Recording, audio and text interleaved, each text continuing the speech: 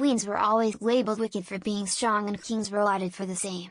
You need to study English history in more detail before making sweeping statements that are frankly nonsense. As for Meghan, I have yet to see any sign of strength. She's a professional victim who manipulates people to get her own way. She might have fooled some people, but the rest of us can see her for what she is. During the episode, the Duchess of Sussex spoke with sporting legend Serena Williams about the double standards women face when they are labeled ambitious. It comes after the pro tennis player announced she would be stepping back from the sport earlier this month. Harry made an impromptu appearance on the episode. Did people actually have to pay to listen to this drivel? Also, had anyone heard about the fire in Archie's room? I know I'm in Canada, but I would have thought that would have been big news everywhere. Also, if it did happen, I am sure that she would have been fine to stay with him while Henry did the engagement. Thoughts, anyone? The episode, entitled The Misconception of Ambition with Serena Williams, began with Meghan saying, "You wanna come to say hi? Look who just popped in." Meghan and Williams greeted Harry by saying hello in mocking British accents. Harry responded to Ms. Williams, saying, "How you doing? I like what you've done with your hair. It's a great vibe." The Finnish PM had to prove she was not on drugs just because she was seen dancing on a night off. It is misogyny pure and simple, and it has been the same for centuries. Queens, as they were titled, have always been labeled wicked, evil and even witches in the past because they were strong and forceful, whilst kings were lauded for similar attributes. Many strong women today face similar attacks although they are not declared witches. The usual suspects on here will no doubt ignore the issue here and just spout their nonsense and hate in these comments. She replied, "Thank you. Good to see you, as always. I miss you guys." To which, the Duke replied, "Well, come and see us," with Meghan saying they would make a plan. As Harry leaves, Meghan remarked, "Thanks, my love." Meghan launched the Archetype podcast on Spotify this week following the couple's decision to sign with the streaming platform.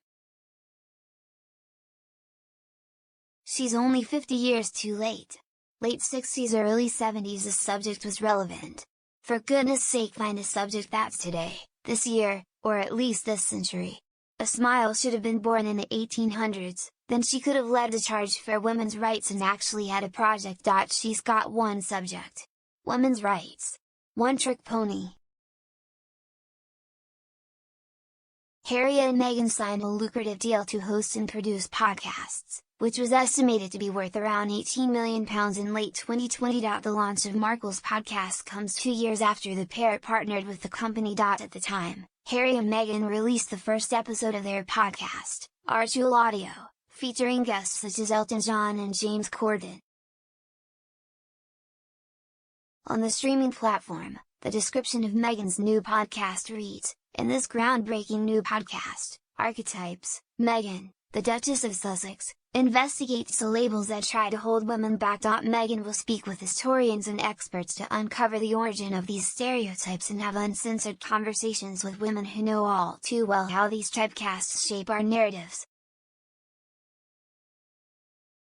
When the podcast was announced in March, Meghan spoke about the types of guests that would be featured throughout the season and what they would discuss. In a teaser, she said, "This is how we talk about women, the words that raise our girls, and how the media reflects women back to us. But where do these stereotypes come from? And how do they keep showing up and defining our lives?" Well, it couldn't have been a big fire. Archibald was downstairs with the nanny. Why wait 3 years for it to come out, trying to get sympathy before they come here? Nothing meme says now surprises me, and Harry thinks Hess got his soulmate. His mental state is worse than I thought. Oh, how interesting, and then what happened? By the way, I'm not aware of Ms. Markle having any black friends before she became famous and only makes a big deal about being black since BLM made it big news. I didn't listen, I won't listen, but reading this drivel, 2 things are clear: Harry didn't make a surprise appearance, and Serena didn't pop in. Everything was staged and micromanaged by the old actress. OMG, how utterly humiliating. Every time she does one of these silly calls, in comes her sidekick, the juggler of Monte Cristo. Is he a dog that needs permission to come into a room in his own house? As for that horrible picture she used for this thing, dear God woman, put on a bra, brush your hair and stop looking like such a used up slob when you're using that title. What a nauseating mess she is. Making fun of him again with another mean woman, just like with the juggling with Melissa McCarthy. Poor Harry, too dumb to realize he's being mocked. Then she calls him my love after mocking him. Anyone she associates with just looks bad. Can't stand Melissa now and find myself wondering what sort of person Serena really is. Who says that a woman's hairstyle is totally odd and fake? Wonder why Williams has gone on their show. It just ridicules her judgment of friends and makes her look desperate. Harry the feminist musters up a whoopee, I like your hair, it's a good vibe. To Williams, I was just whining about not being able to play pro tennis because she's planning another baby and men don't have to deal with that, and golly gee whiz. It's just also unfair. Cannot make up this stuff, can they? Is Elton John on next? What feminist thing will he talk about? How picked on Diana was by the mean palace. I mean, that's the limit of their guests, isn't it? Williams and Elton John. Surprised that Serena would allow herself to be used by this nobody, friendless, Markle woman. Serena is the architect of her own incredible success and achievements. Mrs. Markle thinks she has achieved something by marrying a gullible prince. Serena has so much to be proud of and is an incredible role model for girls. Meghan, the less said about her past life the better. Serena puts Meghan to shame. Needless to say, I did not waste time with this trash. However, I heard this nauseating excerpt on GB News. The obviously staged, "Oh, look who's popped in and do you want to come and say hi?"